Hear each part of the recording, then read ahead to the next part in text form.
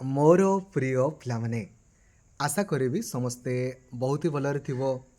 एवं आपणकर परिवार भी प्रायतः समस्ते बहुत ही भलरे थिबे। जेमिति कि आपण जानिथिबे सीयूईटी बीएड रो ऑनलाइन अप्लाई आसंता काली आपणकर सरीजिवो। तो जदि आपण एपर्यंत भी अप्लाई करे नाहांते ना काइंडली अप्लाई कर दियंतु कहीं ना एमितिका सुजोग आपणको एई वर्ष आउ मिलिबो नाही। 10,000 रु भी अधिक आपणकर बीएड रो सीट अच्छी एमएड रो सीट अच्छी आपण मैंने जदि एप्लाई करेंगे केवे आउ करेंगे हुए तो लास्टेड आपणकर बढ़ी पारे जेहेतु पान इंडिया रे गुटे ही आपणकर परीक्षा हम गुटे परीक्षा आपण क्वालिफाई कला परे भारतर टॉप मोस्ट बीएड कॉलेज मानकर आपण एडमिशन करें। आपण एडमिशन करंतु कि न करंतु आपणकर इच्छा किंतु एप्लाई निहाती करंतु कहीं आपणक पाखरे ऑप्शन थिले आपण मैंने किसी भी करें आदि आपण पाखे ऑप्शन ही नथिबो आपण आउ कौन करेंगे तेणुक निहाती एप्लाई आपण करेंगे। ठीक अच्छे सीयूईटी बीएड कथा मु कहूँ आउ COQ P03 कोड रे ही एप्लाई करेंगे। केमिति एप्लाई करेंगे केमिति इजिली सीयूईटी बीएड क्वालिफाई करा जाई परिबो केते कट ऑफ मार्क आपणकर जीवो ता संपर्क रे डिटेल वीडियो ऑलरेडी अपलोड आपणक पई करा हिची। ठीक अच्छे तो सबु सांग मानकू जी भी आपणकर +3 फाइनल ईयर बर्तमान आपणकर पढ़ुचंती किंबा +3 कंप्लीट करिसंती तांको दयापूर्वक सीयूईटी बीएड एप्लाई करिया पई कहंतु। आउ हाँ क्लास आपण करंतु जदि आपण क्लास ही न करिवे केमिति आपणकर होबो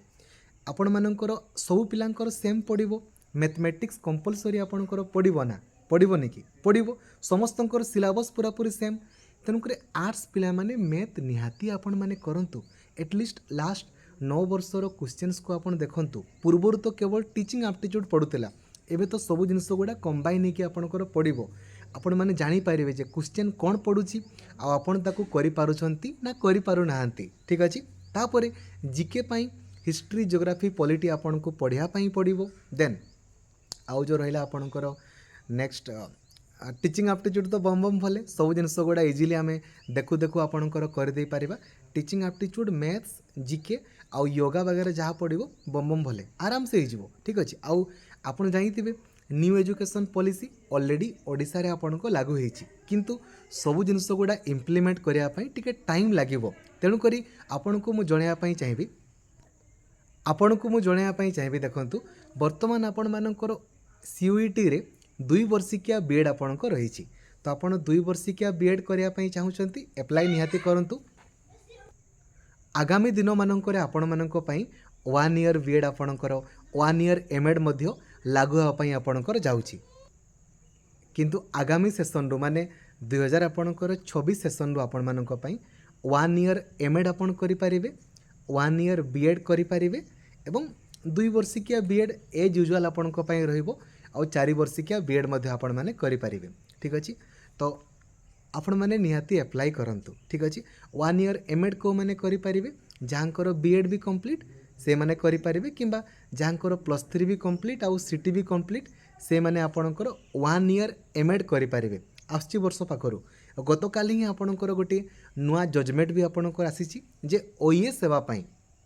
बा ओडिशा एजुकेशन सर्विसेज आपण जो बीओ माने आपण देखुचंती डीओ माने भी आगामी दिन मानकर तो ये जो ओईएस ऑफिसर हेबा पई ना पूर्वरु एमएड कंपलसरी आपणकर पड़ुतला एमएड करिया पई तो वर्तमान जदि आपण खाली पीजी करिसंती एजुकेशन रे तो आपण मानकर आउ दरकार नहीं एमएड। ठीक अच्छे गत काली रो जजमेंट आसीची ता संपर्क रे मु आपण को आ गोटे वीडियो मध्ये बनै देबी तो आपण माने केवल जदि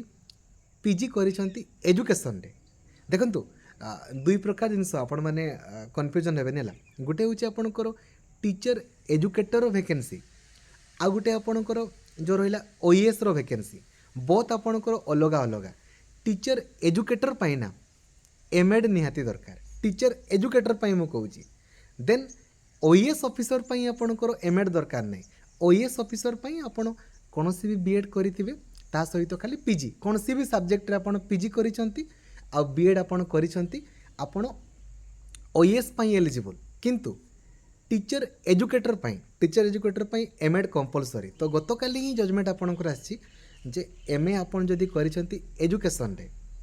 आ आपण बीएड करिसंती देन आपण माने एलिजिबल हो पारिबे। ठीक अच्छे तो बहुत ही भलो ता संपर्क में मुझे आपको डिटेल वीडियो बनईदेवी अरिड होंतुनि यही वीडियो जस्ट मुझे आपको रिमाइंड करने चाहूँगी जे हुए तो डेट आपणकर बढ़ी पारे बट आपण मैंने जदि एबे भी एप्लाई करना सबू सांग मानू जी भी +3 आपणकर फाइनल ईयर पढ़ुंट किंबा +3 कंप्लीट करिसंती तांकु जणाई दियंतु CUET बीएड निहाती अप्लाई करने आउ पढ़ाई ठीक अच्छे ना डिस्क्रिप्शन रे आपको लिंक मिल जाव ना टेलीग्राम रे आपको लिंक मिल जाव सबू केमिति आपण मैंने इजिली क्वालिफाई करें केते स्कोर आपन को मिनिमम रखापी पड़ो सब जिनस मुझे वीडियो माध्यम कही थैंक यू जय जगन्नाथ धन्यवाद थैंक यू जय जगन्नाथ।